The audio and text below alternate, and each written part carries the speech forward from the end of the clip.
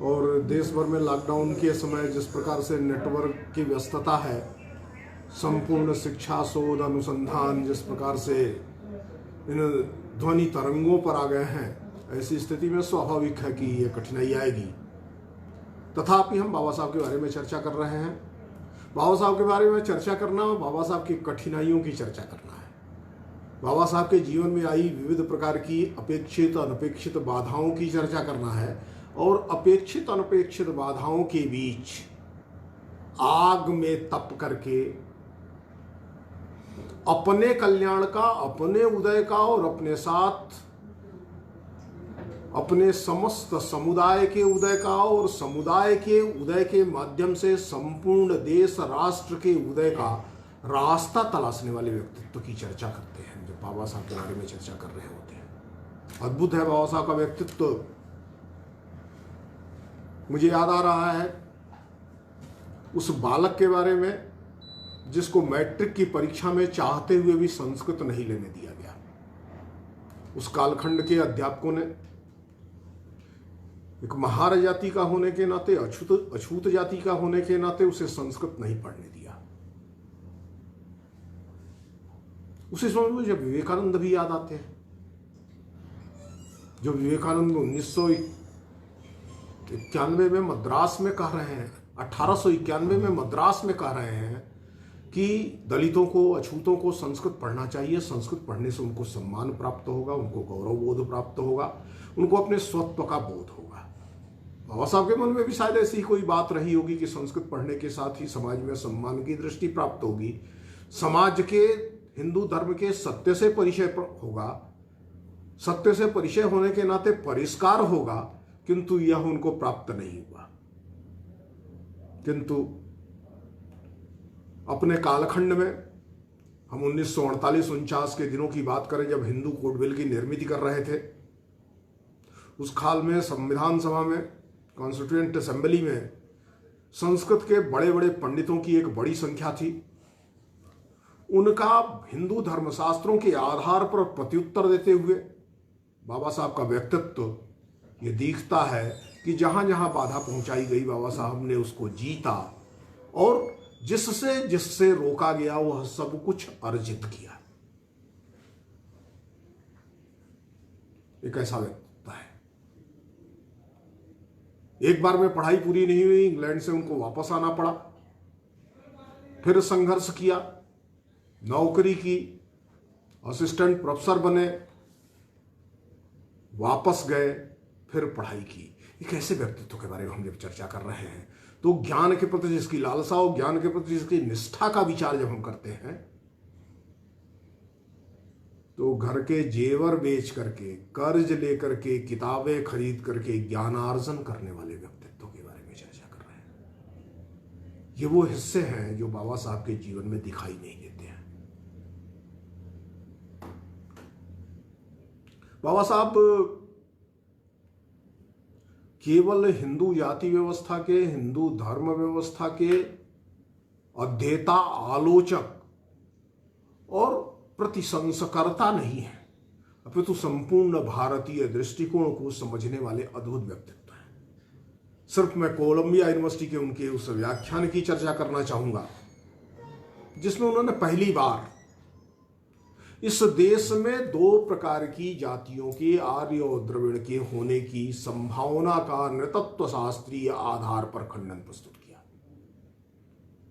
यह वो कालखंड है जब तिलक जैसा महान विद्वान भी आर्यों का मूल देश अरकांटिका तलाश रहा था। उस समय इस देश में आर्य और द्रविड़ दो जातियां नहीं है, आर्य और दस्यु जैसे कोई विभाजन नहीं है, रेशियल डिस्क्रिमिनेशन नहीं है। इसको नृतत्व शास्त्र और वेदों के आधार पर सिद्ध करने वाले व्यक्तित्व का नाम बाबा साहब भीमराव अम्बेडकर है। आर्य दुनिया में कहीं और से नहीं है, वो भारत के मूल निवासी है और आर्य और दास जैसा कोई विभाजन नहीं है। हम जब चर्चा कर रहे हैं तो सभी प्रकार की यातना को सह करके, जाति के आधार पर अछूत होने की महान यातना को सहते हुए भी लगातार इसमें परिवर्तन और प्रयास करने के कई दशक गुजारने वाले व्यक्तित्व का नाम बाबा साहब है। 1921 से लेकर के 1935 तक उन्होंने जो लगातार आंदोलन चलाए,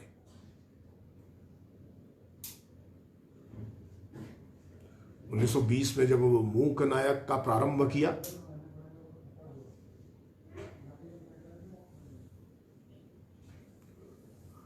और उसमें सर्वप्रथम भारत की जाति व्यवस्था का विचार करते हुए एक बहुत जबरदस्त उन्होंने सिद्धांत प्रस्तुत किया कि भारत की जाति व्यवस्था है कैसी।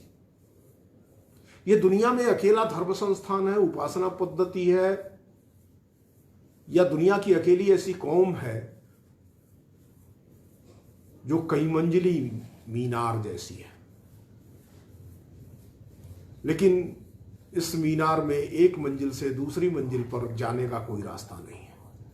मीनार की ऊपरी मंजिल वाला नीचे नहीं आता है और निचली मंजिल वाला ऊपर नहीं जा सकता है। सब अपनी अपनी मंजिलों में रहने के लिए बाध्य है। एक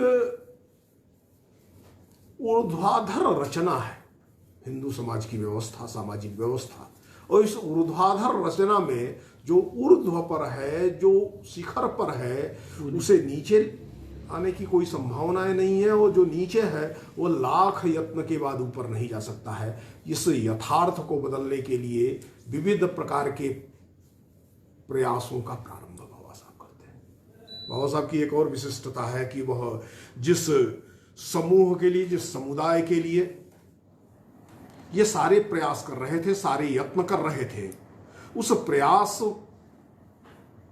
के वर्ग के बारे में उनकी स्पष्ट थी कि इसको समानता, इसको स्वतंत्रता, इसको स्वाभिमान की प्राप्ति भीख में, दया में नहीं प्राप्त हो सकती है।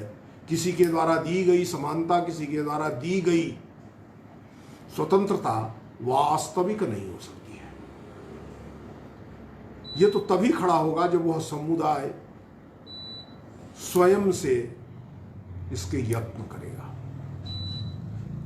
इसके यत्न करने के उन्होंने बहुत सारे प्रयास किए। कालाराम मंदिर आंदोलन, महाड़ आंदोलन, ये दो आंदोलन बाबा साहब के जीवन के बहुत महत्वपूर्ण आंदोलन है। और अंत में महाड़ आंदोलन के बाद उनके मन में आ गया था कि वास्तव में हिंदू समाज में परिवर्तन संभव नहीं है। तालाब के उस किनारे पर जहां जानवर पानी पी सकते हैं, वहां मनुष्य को पानी पीने की अनुमति नहीं है, जाति के आधार पर, उसके जन्म के आधार पर। और इसको बनाए रखने के लिए जिस समाज में हत्याएं तक करने में हिचक नहीं है, उसमें परिष्कार संभव नहीं है। इसलिए व्यापक परिवर्तन, समग्र परिवर्तन, संपूर्ण व्यवस्था को नष्ट किए बिना एक नए प्रकार की क्रांति करने के सिवाय और कोई रास्ता नहीं है। बाबा साहब ने इस व्यवस्था के जो मूल कारक समझे थे, एक तो आत्मवाद की व्यवस्था थी,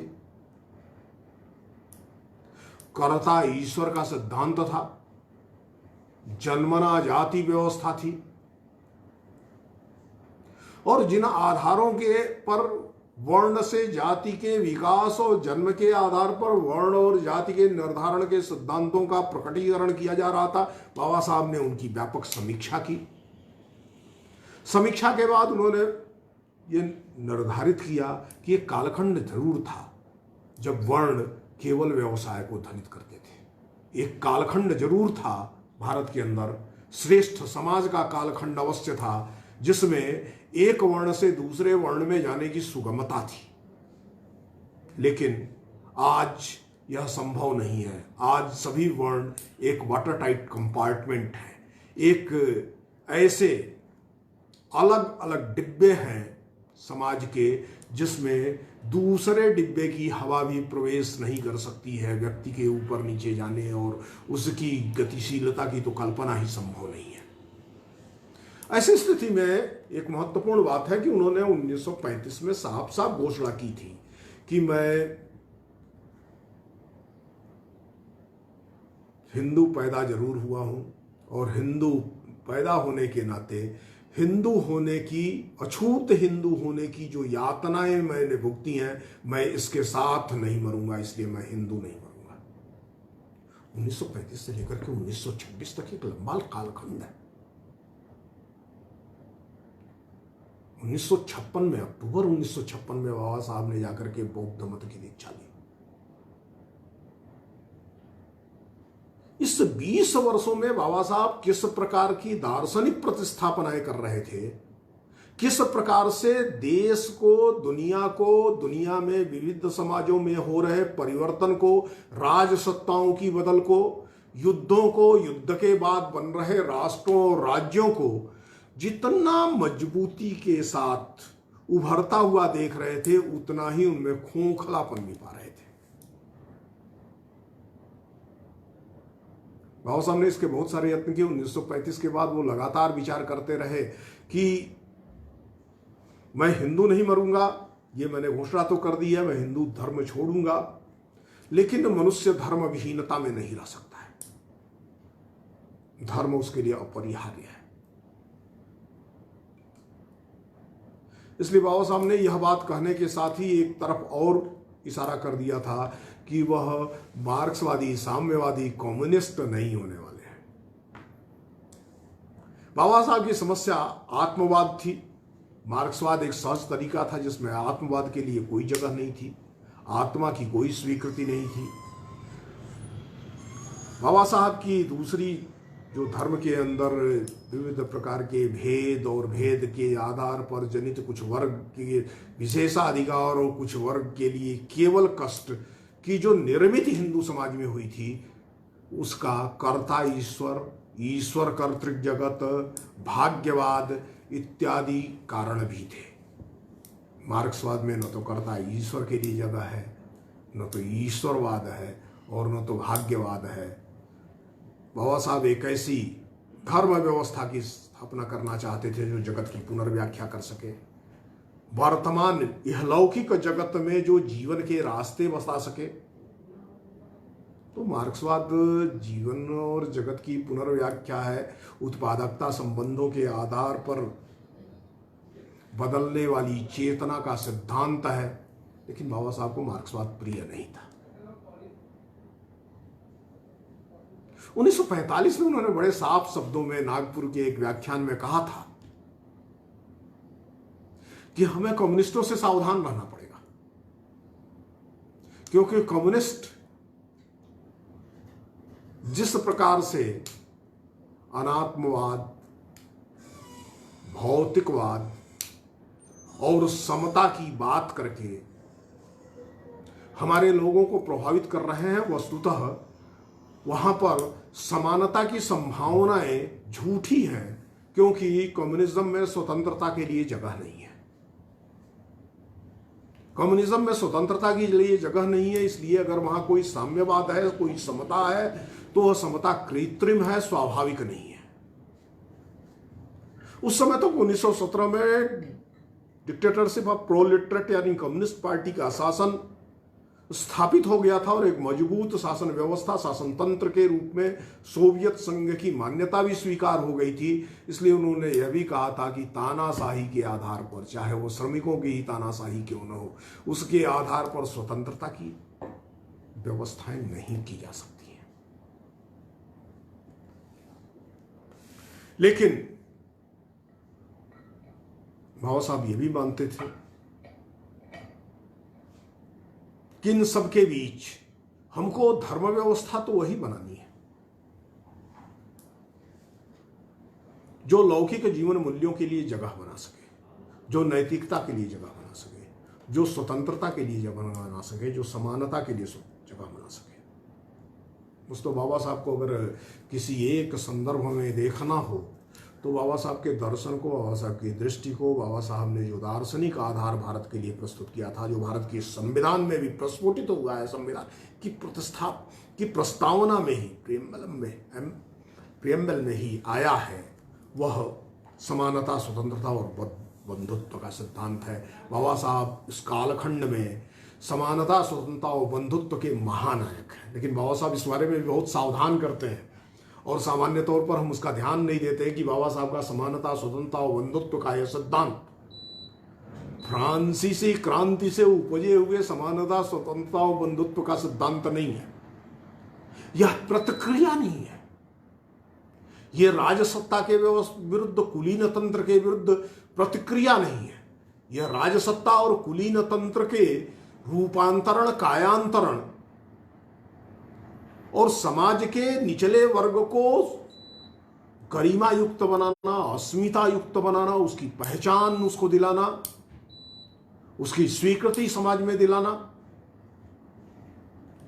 यह तो दृष्टिकोण है। लेकिन यह हिंसा के माध्यम से नहीं हो सकता है।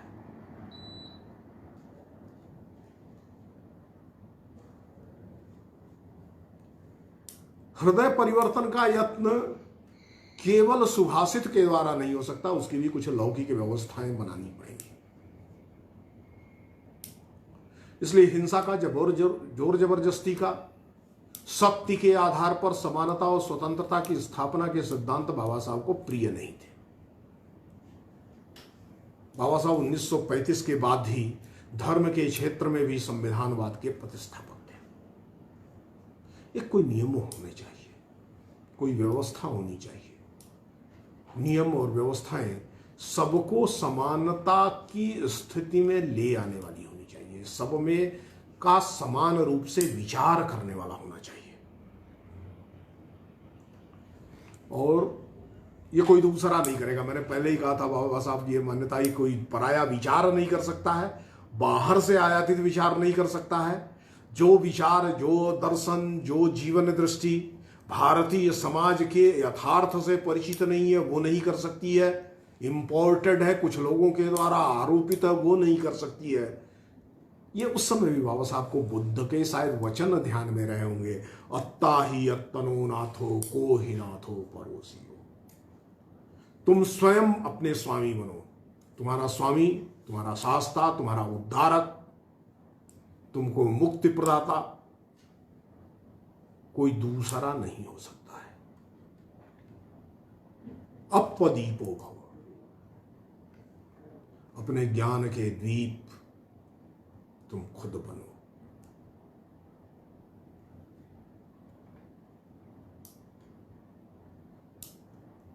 यह लगातार दिखता है बाबा साहब के जीवन में।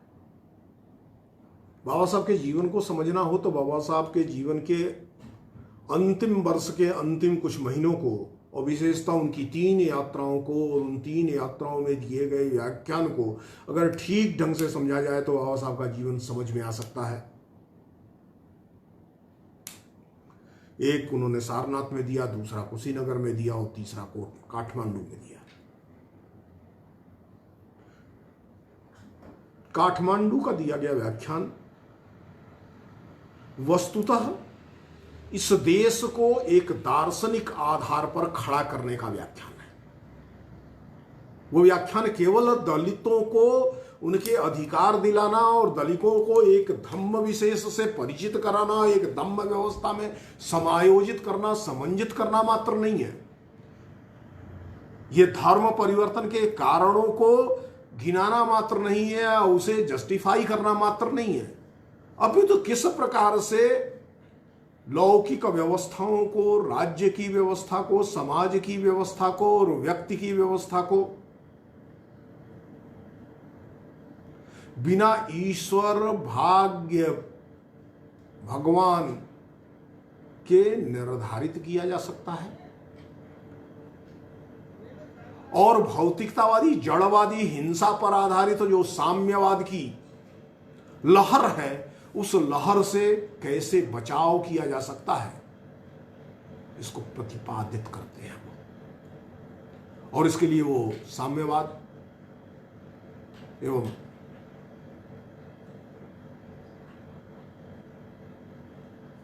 बौद्ध दर्शन के बीच, बुद्ध के मत के बीच एक व्यापक तुलना करते हैं। काठमांडू में विश्व के समक्ष एक अंतर्राष्ट्रीय बौद्ध सम्मेलन के बीच वह इसको प्रतिस्थापित करते हैं। वो समय है जब चीन में भी क्रांति हो चुकी है, चीन में भी मार्क्सवाद का संस्करण, माओवाद लागू हो चुका है, समतामूलक व्यवस्था के यत्न वहां भी स्थापित हो गए हैं। वहां भी मान लिया गया था कि जो है सत्ता वह बंदूक की नाल से निकलती है। वहां भी मान लिया था गन, ग्रेन एंड गोल्ड ये परिवर्तन के जो वाहक हैं, इनके बीच करुणा पर आधारित व्यवस्था, पर दुख कातरता पर आधारित व्यवस्था। जिनके विरुद्ध नई व्यवस्थाओं का निर्माण करना है, उनके भी हितों की चिंता करने वाली व्यवस्था। जिनके द्वारा निर्मित की गई व्यवस्था का संपूर्णतः विध्वंस करना है, उनके भी कल्याण का चिंतन करने वाली व्यवस्था की निर्मिति, यह बाबा साहब का उद्देश्य है। बाबा साहब इसलिए बौद्ध मत को स्वीकार करते हैं। संभावनाएं बहुत थी। जाति व्यवस्था मात्र उद्देश्य था तो क्रिश्चियनिटी पूरी दुनिया में एक ऐसे धर्म संस्थान के रूप में जाना जा रहा था और दुनिया के सभी ताकतवर देश उस कालखंड में ईसाई देश थे, ईसाई बहुसंख्यक देश थे। दुनिया भर के तमाम मिशनरी ऑर्गेनाइजेशंस का बाबा साहब की वो प्रलोभन भी था, वो ईसाई हो सकते थे। लेकिन बाबा साहब ने जो 35 से लगातार दुनिया के अन्य धर्मों का अध्ययन करना प्रारंभ किया था, उससे उनका जो अनुभव आया था वो अनुभव बहुत मजेदार है। और उन्होंने भारत में ही देखा कि क्रिश्चियनिटी भारत में जहां हजारों वर्षों से चल रही है, केरल के उस प्रांत में, वहां भी Namboodiri Christian, Nadar Christian, Nair Christian, इस प्रकार का भेद आज भी जिंदा है। हैदराबाद के निजाम ने तो करोड़ों रुपए का उन्हें ऑफर किया था मुसलमान होने के लिए, और बहुत लोगों को विश्वास था कि बाबा साहब जिस बंधुत्व की बात कर रहे हैं, जिस समानता की बात कर रहे हैं, वह बंधुत्व और समानता और मतांतरितों को राजसत्ता में अधिकार, ये इस्लाम से आसानी से प्राप्त हो सकता है। इसलिए हैदराबाद के निजाम ने करोड़ों रुपए का ऑफर भी किया था। बाबा साहब को भारतीय परंपरा में पला हुआ धर्म चाहिए था, इसलिए बाबा साहब के खुद के मन में सिख परंपरा एक आकर्षण थी और इसके लिए उन्होंने अपने कुछ कार्यकर्ताओं को अमृतसर में सिख धर्म का अध्ययन करने, उसको समझने, नजदीक से समझने के लिए भेजा भी था, जिसमें कुछ ने सिख पंथ वहां स्वीकार भी कर लिया था। और उसके बाद के जो अनुभव आए थे वो अनुभव ही कारण थे कि सिखिज्म में भी सिख और रामदसिया, सिख, जाट, दलित इत्यादि प्रकार के भेद जीवन में जिंदा थे।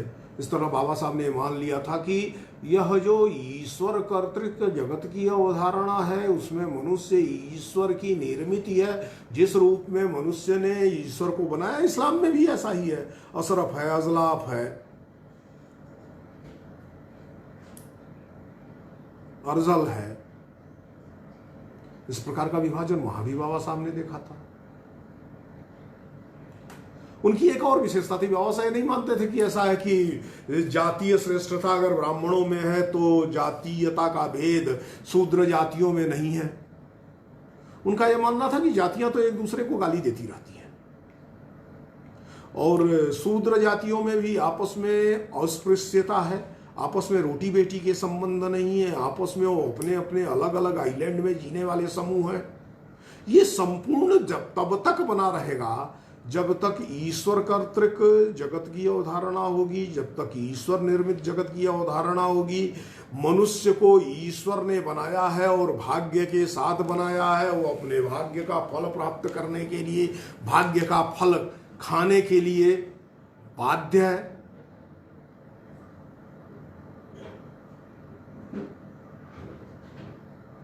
तो इस प्रकार से दुनिया में जितने प्रचलित धर्म थे, उन सभी धर्मों के साथ बाबा साहब को न्याय मिलेगा, दलितों को, इस देश के अछूतों को, इसमें संशय था।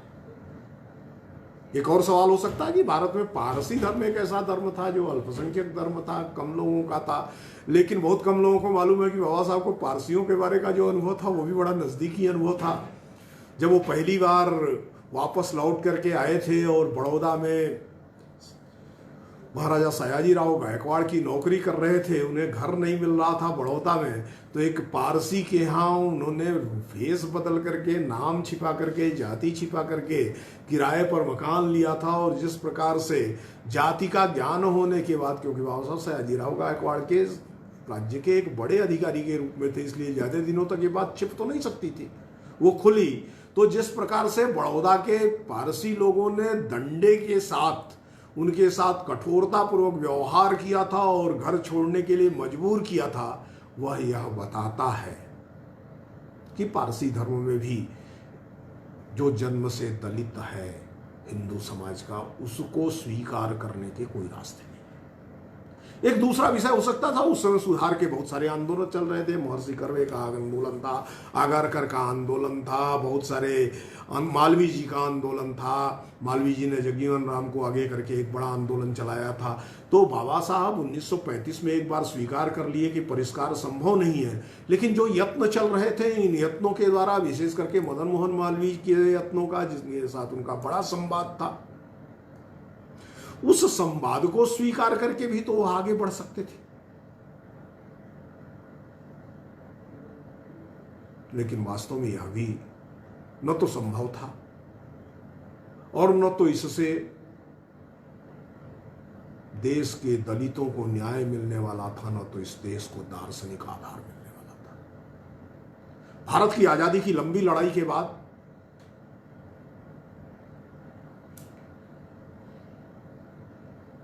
प्लासी के युद्ध के बाद ईस्ट इंडिया कंपनी की यत्नों के कारण से भारत अपनी पहचान खो बैठा था। इस्लाम के आक्रमण ने भारत की सामाजिक व्यवस्था को वाटर टाइट कंपार्टमेंट के रूप में परिवर्तित किया था, जिसका बड़ा उल्लेख बाबा साहब ने हुए सुद्राज में किया है, उसके ऐतिहासिक परिणतियों की चर्चा की है। और जो एक परंपरागत समाज था, वह परंपरागत समाज जाति जाति भेद, अछूत छूत अछूत का विचार, पवित्र पवित्र का विचार, मनुष्य में भी कुछ ऐसे हैं जो पशुओं से गए बीते हैं। एक बार पशु को छू करके पवित्रता आ सकती है, मनुष्य को छू करके पवित्रता नहीं आ सकती है। और यह केवल और केवल हिंदू धर्म की व्यवस्था नहीं थी, केवल और केवल यह सवर्ण व्यवस्था नहीं थी, अपितु जातीयता इस ढंग से भारत के अंदर घर कर दी गई थी कि इस सारी व्यवस्था को तोड़ने का दूसरा कोई रास्ता नहीं था। इसलिए बाबा साहब को एक ही रास्ता दिखता था कि धर्म तो बदलना है, उपासना पंथ तो बदलना है, लेकिन देश नहीं बदलना है। ये देश हमारा है, हम इस देश के हैं, इसलिए इस देश के दलितों को, अछूतों को एक ऐसे धम्मपथ की आवश्यकता है, एक ऐसे रास्ते की आवश्यकता है जो इस देश का हो, आयातित न हो। एक ऐसा धम्मपथ हो जिसमें भौतिक जीवन में आध्यात्मिक मूल्यों की संभावना, और साहब के लिए आध्यात्मिक मूल्य धर्म, मानव मूल्य और नैतिकता से अतिरिक्त कुछ भी नहीं है। इसलिए बाबा साहब ने स्पष्ट शब्दों में कहा कि संपूर्ण अध्ययन के बाद मुझे यह लगता है कि मैं बौद्ध मत को स्वीकार करूंगा, बुद्ध के रास्ते को स्वीकार करूंगा। हमारे लोगों के लिए और इस देश के लिए बुद्ध का रास्ता उचित रास्ता है, क्योंकि इस देश की सभ्यता में, इस देश की संस्कृति में उपजा हुआ है। और इस देश के ब्राह्मणवाद, इस देश के जाति मूलक ब्राह्मणवाद, जन्माधारित श्रेष्ठता का जो ब्राह्मणवादी सिद्धांत यानी स्मृतियों का सिद्धांत है, उस सिद्धांत की प्रतिक्रिया में है जो यज्ञ, यजमान, भाग्य, भगवान, इनके कुचक्र से निकालने का दुनिया भर में मनुष्य के द्वारा किया गया, भारतीय मन के साथ, भारतीय मेधा के साथ किया गया प्रथम विचार है, जो मनुष्य को स्वर्ग दिलाने के बजाय मनुष्य को इस जीवन में होने वाले दुखों से मुक्ति का यत्न दिलाता है,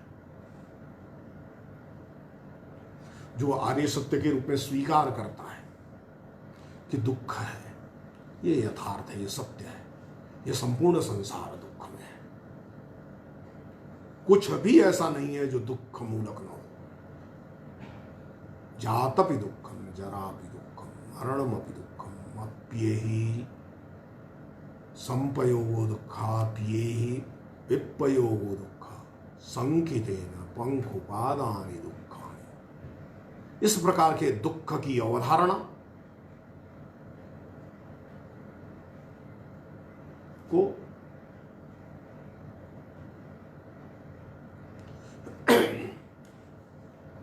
स्वीकार करते हुए भी इसे नित्य नहीं मानता, ईश्वर कर्तृक नहीं मानता, इसे अविद्याजन्य मानता, अज्ञानजन्य मानता। अज्ञान है इस नाते दुख है। ज्ञानोदय होगा तो दुखों से मुक्ति होगी। दुख है अज्ञान से उत्पन्न होते हैं। जब उत्पन्न होते हैं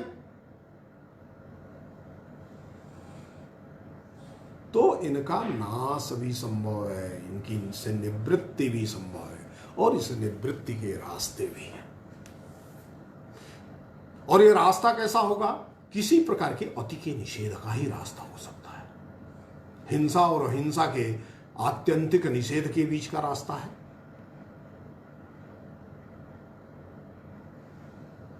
भौतिकता और आध्यात्मिकता की आत्यंतिकता के बीच का रास्ता है। आत्मवाद और अनात्मवाद की आत्यंतिकता के बीच का रास्ता है। बीच का रास्ता साम व्यवहारिकता का रास्ता, व्यवहारिक पथ, जिसे बुद्ध ने अष्टांगिक मार्ग कहा था। प्रज्ञाशील समाधि का रास्ता, शीलवान बनना है, प्रज्ञावान बनाना है। शीलवान और प्रज्ञावान को अविद्याजन्य दुखों से मुक्ति प्राप्त होती है। शीलवान और प्रज्ञावान समाज जब खड़ा होता है तो उसमें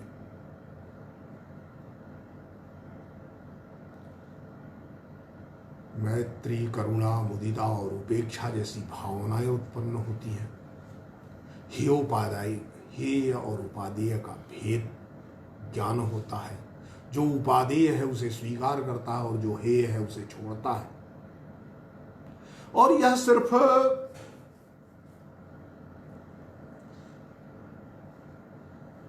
सिद्धांत के स्तर पर नहीं, अपितु संपूर्ण व्यवहार में उतरने वाला है। बाबा साहब को बुद्ध मत इसलिए भी स्वीकार किया था कि बुद्ध एक क्रम, उसी क्रम की बात करते हैं जिस क्रम की बात बाबा साहब ने की थी। बाबा साहब ने कहा था शिक्षित बनो, संगठित बनो और संघर्ष करो। बुद्ध भी यही रास्ता बताते हैं। बुद्ध बताते हैं कि धम्म को जानो, संघ को जानो, बुद्ध को जानो। बुद्ध की शरण में जाओ, धम्म की शरण में जाओ, संघ की शरण में जाओ। अब संघ की शरण में जाना है लोकतांत्रिक व्यवस्था को स्वीकार करना है। किसी एक का मत, धर्म के क्षेत्र में भी कोई तानाशाही और अंतिम निर्णय के लिए जगह नहीं है। बाबा साहब को लोकतंत्रात्मक व्यवस्था में बहुत विश्वास था। वो मानते थे कि अगर लोकतंत्रात्मक व्यवस्था नहीं है तो स्वतंत्रता नहीं होगी। स्वतंत्रता नहीं है तो अगर समानता का जो यत्न है वो यांत्रिक यत्न होगा। और जब समानता यांत्रिक होगी, मैकेनिकल होगी, तो बंधुता के लिए भी कोई जगह नहीं बनेगी। इसलिए समानता, स्वतंत्रता और बंधुत्व का यह विचार धर्म के क्षेत्र में, उपासना के क्षेत्र में भी एक लोकतांत्रिक व्यवस्था की निर्मित करता है। बाबा साहब ने इसका उदाहरण दिया कि भगवान बुद्ध ने, शास्ता बुद्ध ने अपने को संघ का तानाशाह डिक्टेटर नहीं स्वीकार किया, अपितु वह सभी प्रकार के निर्णय लोकतांत्रिक अधिकारों पर करते हैं। सब कुछ, यहां तक कि संघ के नियम जो विनय पिटक में संग्रहित है, वो संघ के नियम भी सभी व्यक्तियों के बीच सर्वानुमति के द्वारा आपस में चर्चा करके ही निर्मित होते हैं। और बुद्ध बार बार इसकी उद्घोषणा करते हैं कि ये बुद्ध वचन है, मैंने कहा है, शास्ता ने कहा है, बुद्ध ने कहा है, ताई ने कहा है, सौगत ने कहा है, गौतम ने कहा है, तथागत ने कहा है। चाहे जिस रूप में बुद्ध को मानते हो, किसी भी रूप में बुद्ध ने कहा, इसलिए स्वीकार्य नहीं है। अपितु युक्ति के आधार पर इसकी परीक्षा करके ही इसकी स्वीकृति की जा सकती है। तो एक बुद्धिमत्ता पर आधारित, रैशनैलिटी पर आधारित, युक्तियुक्तता पर आधारित, लोकतांत्रिक व्यवस्था के आधार पर आधारित संघ की जो कल्पना है, इस प्रकार के समाज की निर्मिति बाबा साहब का धर्म के माध्यम से, धम्म के माध्यम से जो उद्देश्य था, उसकी पूर्ति केवल और केवल बुद्ध के रास्ते हो सकती थी। तीसरा और अंतिम विषय जो था, जिसके कारण से बाबा साहब ने इसे भारत के लोगों के लिए, भारत के उपेक्षित जन के लिए, वंचित जन के लिए, हाशिए में डाले गए व्यक्ति के लिए धम्म का रास्ता स्वीकार किया था, इस पर किसी का आधिपत्य नहीं था। भारत के अंदर यह पराये लोगों के द्वारा पालित था। भारत भूमि बुद्ध के उस महान धम्म से अपरिचित हो गई थी, इसलिए इसमें पुरोहितवाद नहीं था, इसमें कर्मकांड नहीं थे। पुरोहितवाद और कर्मकांड के न होने के कारण इसमें जड़ता नहीं थी, इसमें परिष्कार की संभावनाएं थी। बाबा साहब को इसी प्रकार का धम्म स्वीकार था, इसी प्रकार की दार्शनिक दृष्टि स्वीकार थी, जिसमें लौकिक जीवन के कल्याण के साथ मनुष्य के आध्यात्मिक उन्नति के भी रास्ते बन सके। लेकिन वह आध्यात्मिकता लोकोत्तर आध्यात्मिकता नहीं, वह आध्यात्मिकता स्वर्ग का साम्राज्य पाने की आध्यात्मिकता नहीं, अपितु मनुष्य के कल्याण का और मानवीय मूल्यों का जीवन में निर्मित हो सके, इसकी आध्यात्मिकता थी। और यह केवल और केवल प्रज्ञाशील समाधि की जो धम्म दिट्ठी है, धर्म दृष्टि है, उसमें ही संभव था। इस प्रकार से बाबा साहब का जीवन यत्न, सबसे लंबा समय उनके जीवन का, उनके 1935 से लेकर 1956 तक का समय, इस उद्घोषणा के बाद कि मैं हिंदू हूं, पैदा हुआ हूं लेकिन हिंदू नहीं मरूंगा, एक ऐसे दार्शनिक आधार की, एक ऐसे धम्म की, एक ऐसी नैतिक व्यवस्था की, ऐसे सामाजिक धम्म दृष्टि की तलाश का है जो मनुष्य को गरिमा दिला सके, मनुष्य को स्वतंत्रता दिला सके, मनुष्य को आत्मिक उन्नति दिला सके। और बाबा साहब ने यह धम्म दृष्टि भारत के विरुद्ध न खड़ी हो जाए, राष्ट्र के विरुद्ध न खड़ी हो जाए, इसकी भी काफी चिंता की थी। कई स्थानों पर उन्होंने इसकी व्यवस्थाएं बनाई थी। हिंदू कोडविल में जब हिंदू परिभाषित कर रहे थे, हिंदू कोडविल 9 पास होने वाला एक ऐसा बिल है जिसका भारत की निर्मिति में है और भारत में सामाजिक सुधार के विविध आंदोलनों में जबरदस्त योगदान है। इसलिए मैं बार बार हिंदू कोडविल की चर्चा करता हूं। हिंदू कोडविल पर हुई चर्चाएं बाबा साहब के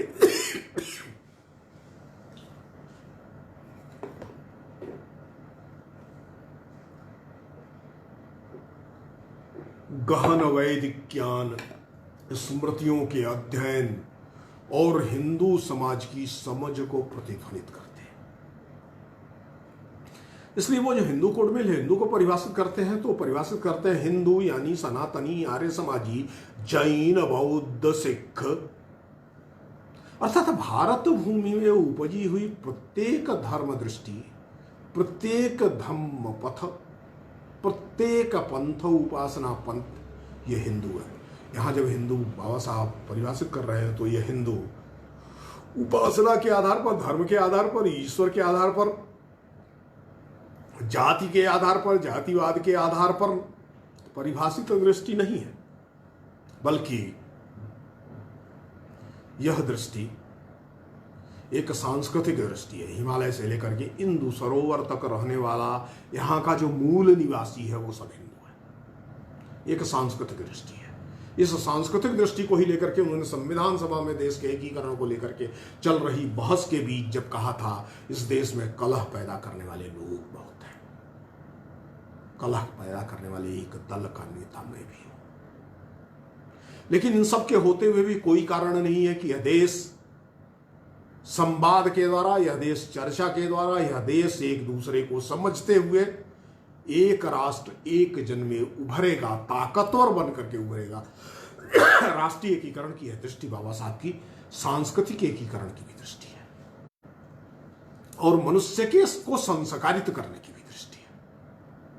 इस दृष्टि से बाबा साहब के अवदान की चर्चा नहीं हुई है। एक और विषय, बाबा साहब क्यों भारत के अंदर पाली, प्राकृत और संस्कृत को अत्यंत महत्व देने वाले विधिशास्त्री के रूप में है। इसको भी समझना पड़ेगा। हिंदू कोडविल में ही एक स्थान पर जब वो कहते हैं कि मैं स्त्रियों और शूद्रों को हिंदू कोडविल के अंदर वो भी अधिकार नहीं दे सकता हूं जो स्मृतियां उनको देती हैं, तो वो लाचारगी का प्रदर्शन नहीं है, वो इस बात की उद्घोषणा है कि अभी तक स्मृतियों को जिस रूप में लोग देख रहे थे,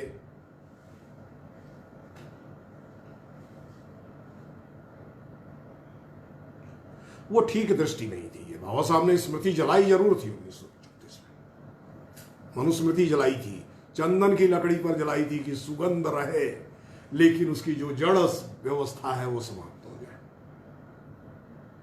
यानी स्मृति अगर कोई नियम व्यवस्था है तो नियम व्यवस्था के बिना नहीं चलेगा, लेकिन नियम अगर अत्याचार करते हैं, नियम शोषण करते हैं, नियम शासित करते हैं, नियम तानाशाही को उत्पन्न करते हैं, नियम मनमानीपन को उत्पन्न करते हैं, नियम राज्य को सर्वोच्च के रूप में स्थापित करते हैं और व्यक्ति की गरिमा को गिराते हैं, तो इस प्रकार के नियमों को नष्ट हो जाना चाहिए। ये भारत के संविधान में भी दिखता है। समानता का अधिकार, स्वतंत्रता का अधिकार, दैहिक स्वतंत्रता का, शैक्षिक स्वतंत्रता का, मतपंथ को स्वीकार करने की स्वतंत्रता का, ये जो मौलिक अधिकारों के रूप में, नागरिकों के मौलिक अधिकारों के रूप में बाबा साहब ये व्यवस्था बनाए रहे हैं, ये व्यवस्थाएं 1956 में जो इस प्रकार के मत को प्रतिस्थापित कर रहे हैं और जिसको बता रहे हैं कि आने वाले दिनों में यह देश का और दुनिया का मत होगा,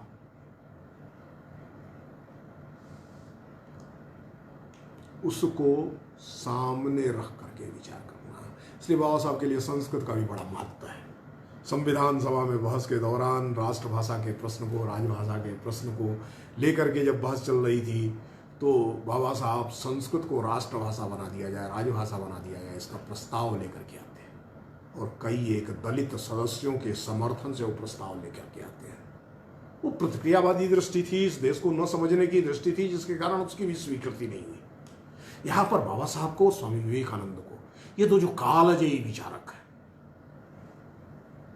जिन्होंने दुनिया के अंदर भारतीय समाज के संबंध में दृष्टिकोण परिवर्तन किया, इनके दृष्टिकोण में एक समानता है। उस समानता की भी मैं चर्चा करके अपनी बात को पूरा करूंगा कि 1893 में स्वामी विवेकानंद ये कहते हैं, दुनिया में एक मैं महायुद्ध देख रहा हूं, यह महायुद्ध क्रिश्चियनिटी, इस्लाम और बौद्ध धर्म के बीच होगा, और उसमें एक संभावना प्रकट करते हैं बौद्ध धर्म विजयी होकर के उभरेगा।